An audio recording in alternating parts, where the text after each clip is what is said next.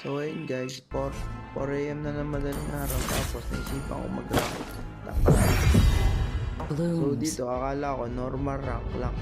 Pero puro palo yung kalaban, yung Vendetta at Harley, palong-palo sila. Sacrifice everything? Tapos ito na nga guys, 5 ito sa nila. seconds till the enemy reaches the battle. Palo nga guys. Smash them. Labi skin pa lang, palo All na. troops Kala ko deployed. normal rank lang, inikot ko pa yung mapang ganyan. Blade flutters, Kaya sabi fate ko, alters. 4 na kasi na madaling araw, kala ko normal rank lang. Fate can't Palong-palo define guys, yung mga kalaban. Tapos dito, tamang farm lang ako sa maliit nito para ako mag-level 4 na ako. Pag level 4 ko, pupunta na akong gold lane para makadalaw. Pero palong-paluhan, tapos sinabayan pa nila ng SS, kaya kahirap kalaban ng SS, kaya lagi kong binabayan. Dito, siyambak. Tapos dito, kumombo ko sa tama. Eh, talaga ako ng harness, pag nabigyan doon. Dito, kakabuhay ko lang. Punta ako gold lane, kinomboan ko dyan yung SS. Pero ang hirap yun, kasi lupa ang 5 minutes lang. Hindi ako na ng gold lane nila, pero hindi pa rin nabigyan kasi alam mo yun. Inesis mo yung tiyan, ito mo, makakalahat agad yung buhay ko, pero hindi ko pa rin, pero inabol ko dito yung Harley. Pero wala pa rin talaga pre, sobrang palo talaga nila, lalo na 5 man kasi ito. Nakita mo na guys, hindi ko pa rin siya.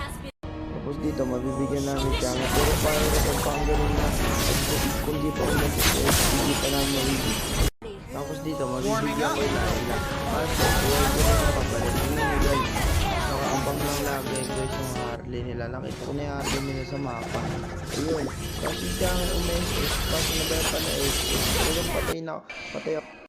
Tapos dito, nag-check bush lang ako. Check bush lang kasi magkaka-turtle na. Ay, may turtle na pala niyan. Tapos dito sana ako pepesto sa explain. Kaso nakita ko yung SS na mapa. Inombuhan ko, wala akong dagay. Hindi ko pa ako patay dyan, but niretry ko na lang para hindi ako mapatay. Nasave ako ng mga kasama ko kaso dito sumenyos na ako na wala ako retry.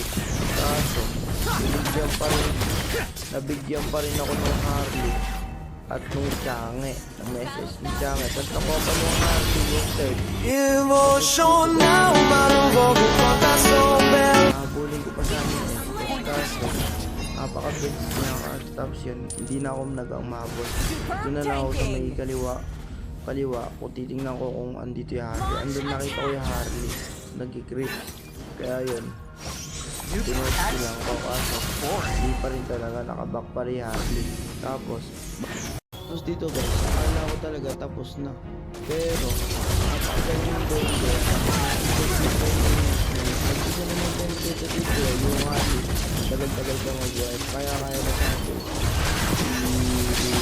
sa akin yung pa rin yung makapatay pa nakapagkasama ng dalawa. Yung pinta ay nagpasama ko at dito guys, nabuhay na ako.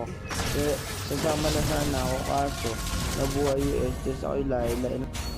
So yun guys, dito nakuha na nung kalabay Lord. Alam ko na talagang talo na to.